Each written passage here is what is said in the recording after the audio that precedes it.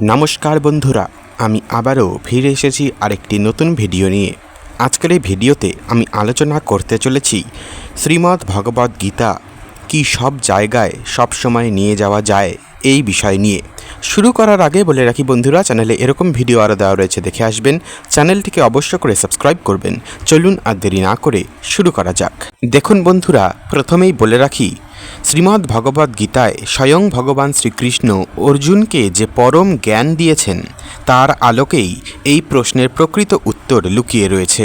প্রথমত, দেশ, কাল ও পাত্রের ঊর্ধ্বে শ্রীকৃষ্ণের বাণী। আমরা যদি গীতার উৎপত্তির দিকে তাকাই তবে দেখব শ্রীকৃষ্ণ কিন্তু কোনো শান্ত মন্দির, পবিত্র গুহ বা ধূপধুনো জ্বলা ঘরে এই পরম জ্ঞান দেননি।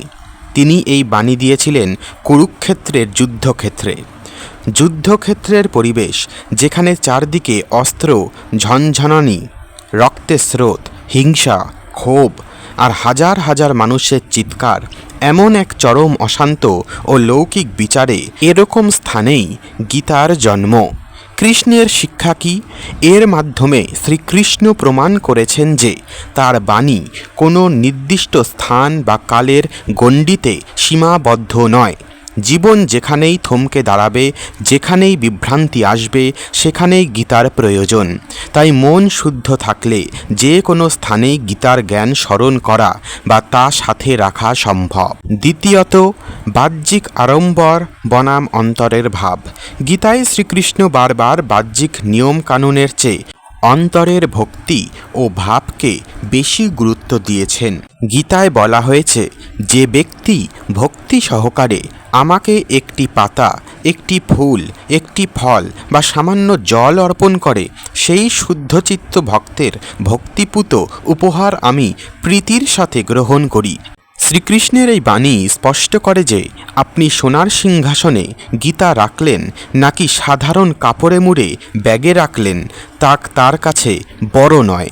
বড় হলো আপনার উদ্দেশ্য এবং আপনার ভক্তি।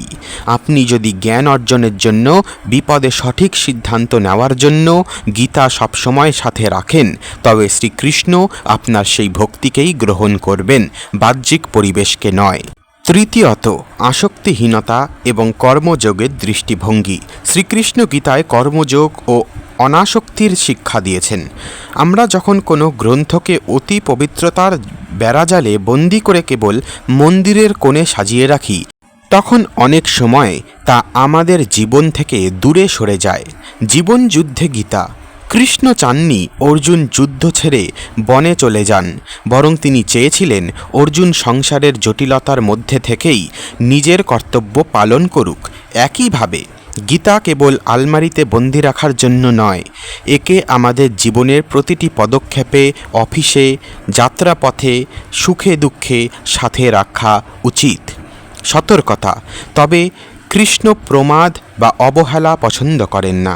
তাই সাথে রাখার অর্থ এই নয় যে আমরা তা যেখানে সেখানে ফেলে রাখব। শ্রদ্ধাবোধ বজায় রেখে যত্ন সহকারে বহন করাই হল প্রকৃত কর্মযোগ। চতুর্থ, শ্রীকৃষ্ণের চোখে পরম পবিত্রতা কী? শ্রীকৃষ্ণের মতে শরীরের চেয়ে মন বড়, আর মনের চেয়ে বুদ্ধি বড়।